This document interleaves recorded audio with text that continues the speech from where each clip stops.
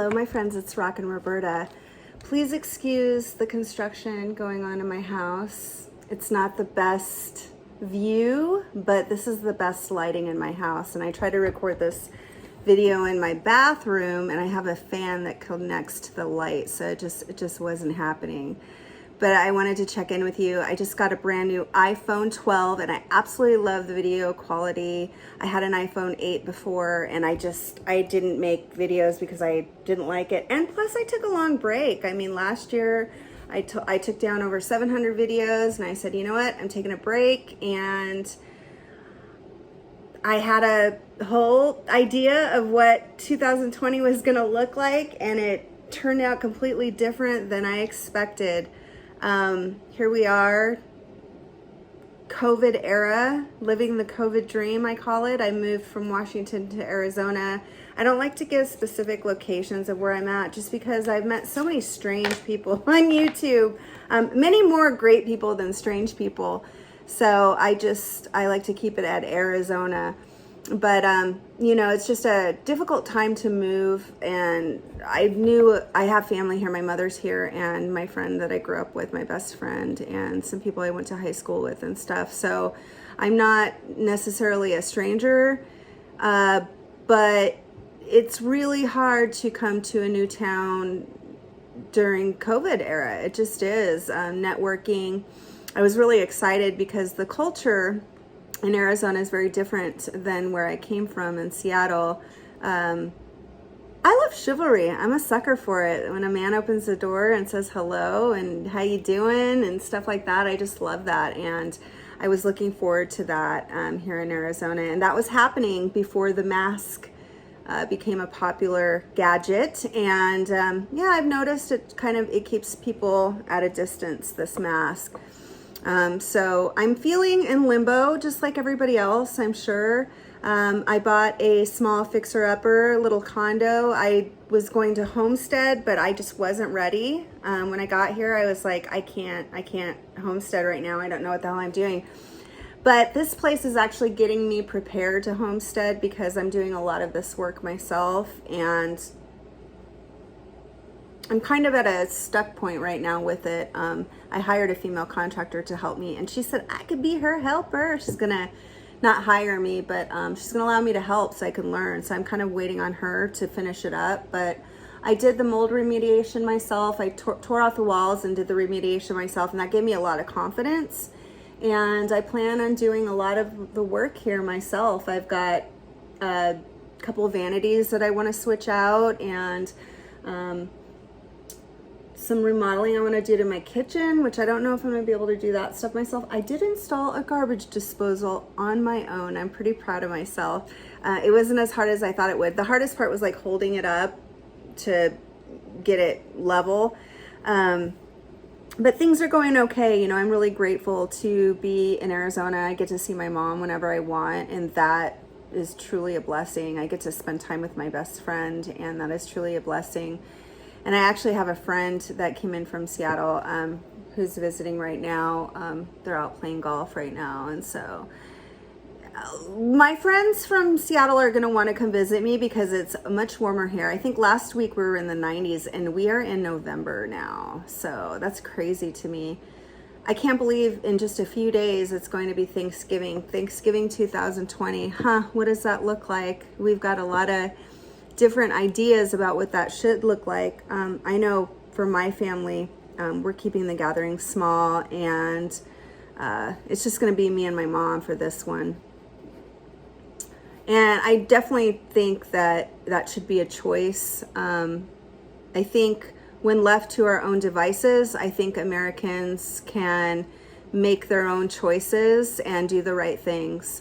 I don't really think we need to be mandated. That's my personal opinion on that, but I'm doing okay. My recovery, a lot of people ask me about my recovery. I get emails and Instagram messages and, hey, how's your recovery going? I think a lot of people that I know in 2020, COVID era, have relapsed. A lot of people have. I took a little different route. I wouldn't call it a relapse, but I decided to go ahead and pull myself out of, I was in AA. I decided I was in AA for 2.5 years, and I chose AA because I really like that program a lot better than NA, even though they're similar programs, but I kind of like the crowd better in AA. And for me, I really had to do that. I had to throw myself into something that was very extreme to get better, and I did. And 2.5 years later, I called my sponsor and I said, hey, I'm done. I no longer want to be a member of Alcoholics Anonymous. And like I said, I'm glad I threw myself into that program, and I really worked hard at it, and I did my best. I really embraced it, and I enjoyed it, and I actually missed the meetings and stuff. So I've decided I'm going to go ahead and start going to Al-Anon meetings, because you don't have to be an alcoholic to go to Al-Anon meetings. But I needed to get my head clear. You know, as a lot of you know, that I was addicted to opiates for many years of my life, and I needed to get my head clear, and that was from everything, alcohol and everything. And I wasn't perfect, but I was honest, and I did my best. And it just came to a point where I was like, you know what? I really want a head change. I really want a head change. And so I told my sponsor I no longer want to do this. And I'm doing other modalities for healing. I'm in therapy, and I'm getting ready to do Al-Anon here pretty soon. It's for people who are codependent. But yeah, I was done with it. I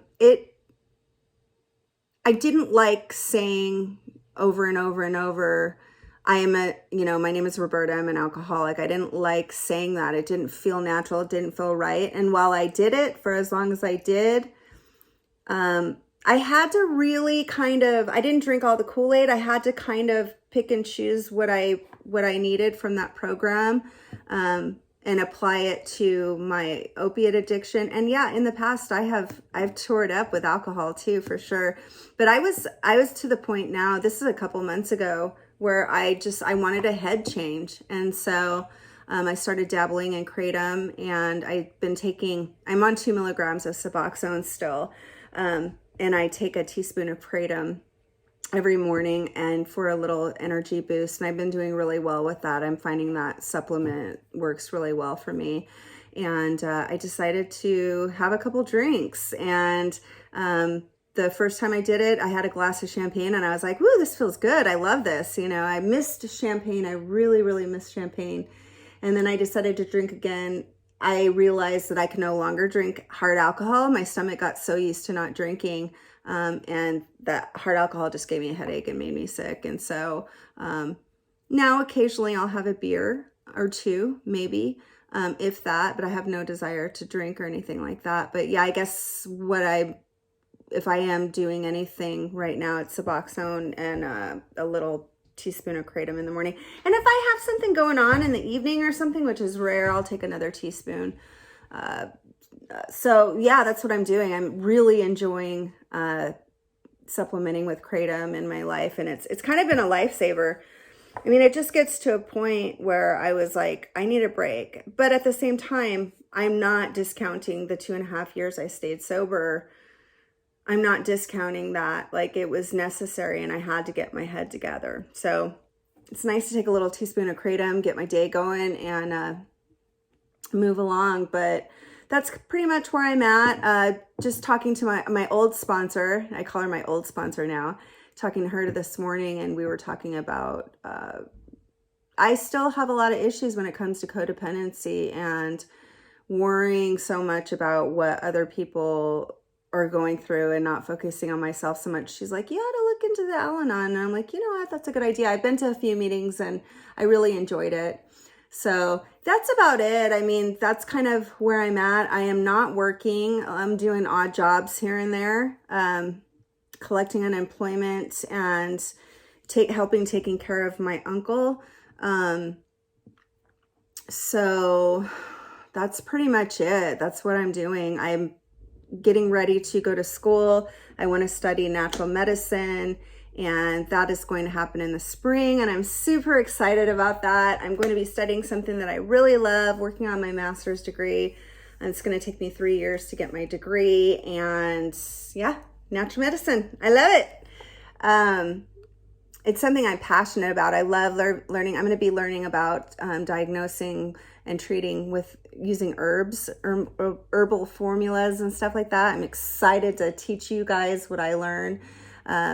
As people who have been exposed to such self-harm in their lives, I think natural healing is really a topic that is so gentle and so much different from what people like me used to do, you know, and it's such a gentle, there's so much healing and repair that needs to be done for all of us. I don't care if you are an addict, an alcoholic, or just a freaking stressed out housewife, like codependent housewife. Like we need health, we need healing, we need gentle ways to take care of ourselves. So that's pretty much what's going on with me. I'm looking forward to coming back and making more videos. I've got a lot of topics that I want to talk about. And now that I have a camera that I love, I will be doing that. So please, please, please leave your comment below. Say hello to me. A lot of people don't get my notifications anymore. It's sad too, because there's a lot of subscribers that I miss. And please, if you're listening to this and you have the opportunity, please leave a comment, say hello to me. Because I just want to know, like, are you getting my notifications? So have a good one. Please let me know how you're doing in November of 2020. What's going on with your life? How are you doing? I want to know. So, all right, guys, I'll talk to you later. Have a good one.